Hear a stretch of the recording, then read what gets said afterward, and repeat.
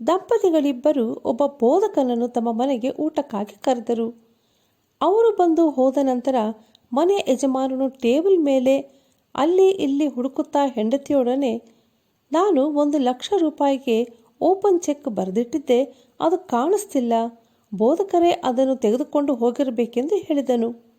ಹೆಂಡತಿಗೆ ಬಹಳ ಸಿಟ್ಟಿನಿಂದ, ಇನ್ನು ಮುಂದೆ ಅವರನ್ನು ನಮ್ಮ ಮನೆಗೆ ಕರೆಯಲೇಬಾರದು, ನಾವು ಸಹ ಆಲಯಕ್ಕೆ ಹೋಗಬಾರದೆಂದು ಹೇಳಿದಳು.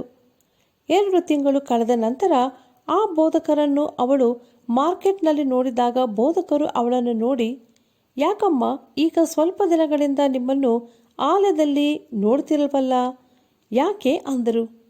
ಅದಕ್ಕೆ ಅವಳು ಧೈರ್ಯದಿಂದ, ನೀವು 2 ತಿಂಗಳ ಹಿಂದೆ ನಮ್ಮ ಮನೆಗೆ ಬಂದದ್ದು ಜ್ಞಾಪಕ ಇರಬಹುದಲ್ಲ, ನನ್ನ ಪತಿ 1,00,000 ರೂಪಾಯಿಗೆ ಚೆಕ್ ಬರೆದು ಟೇಬಲ್ ಮೇಲೆ ಇಟ್ಟಿದ್ದರು. ನೀವು ಊಟ ಮಾಡಿ ಹೋದ ನಂತರ ಆ ಚೆಕ್ ಕಾಣಿಸಲೇ ಇಲ್ಲ. ಆ ದಿನ ನಿಮ್ಮನ್ನು ಬಿಟ್ಟರೆ ಬೇರೆ ಯಾರೂ ನಮ್ಮ ಮನೆಗೆ ಬರಲಿಲ್ಲ ಅಂದಳು. ಆಗ ಬೋಧಕರು ಸೌಮ್ಯವಾಗಿ, ಹೌದು, ಆ ಚೆಕ್ ನಾನು ನೋಡಿದೆ, ಸಾರು ಅದರ ಮೇಲೆ ಬೀಳಬಾರದೆಂದು ಅದನ್ನು ಪಕ್ಕದಲ್ಲಿದ್ದ ಬೈಬಲ್ನಲ್ಲಿ ಇಟ್ಟೆನು ಅಂದರು. ಆಗ ಮಹಿಳೆಗೆ ಗಾಬರಿಯಾಗಿ ಬೋಧಕರ ಬಳಿ ಕ್ಷಮೆಯನ್ನು ಕೇಳಿ ಬೇಗನೆ ಮನೆಗೆ ಹೋಗಿ ಸತ್ಯವೇದವನ್ನು ತೆರೆದು ನೋಡಿದಾಗ ಅದರೊಳಗೆ ಚೆಕ್ ಸುರಕ್ಷಿತವಾಗಿತ್ತು.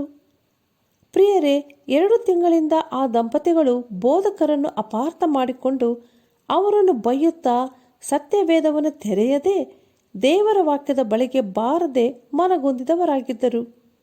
ದೇವರ ಧರ್ಮಶಾಸ್ತ್ರವು ಲೋಪವಿಲ್ಲದ್ದು, ಅದು ಪ್ರಾಣವನ್ನು ಉಜ್ಜೀವಿಸ ಮಾಡುವಂಥದ್ದು ಎಂದು ಬೈಬಲ್ ಹೇಳುತ್ತದೆ. ಆದ್ದರಿಂದ ನಮ್ಮ ಇಕ್ಕಟ್ಟಿನ ಕಷ್ಟದ ಪರಿಸ್ಥಿತಿಗತಿಗಳಲ್ಲಿ ಇನ್ನೊಬ್ಬರ ಮೇಲೆ ಹಾಗೂ ದೇವರ ಮೇಲೆ ಗುಣಗುಟ್ಟದೆ ದೇವರ ವಾಕ್ಯವನ್ನು ಓದಿ ಧ್ಯಾನಿಸುವುದಾದರೆ ಬಿಡುಗಡೆಯನ್ನು ಸಮಾಧಾನವನ್ನು ಪಡೆದುಕೊಳ್ಳುವೆವು. ನಾವು ಹೀಗೆ ಮಾಡೋಣವೇ?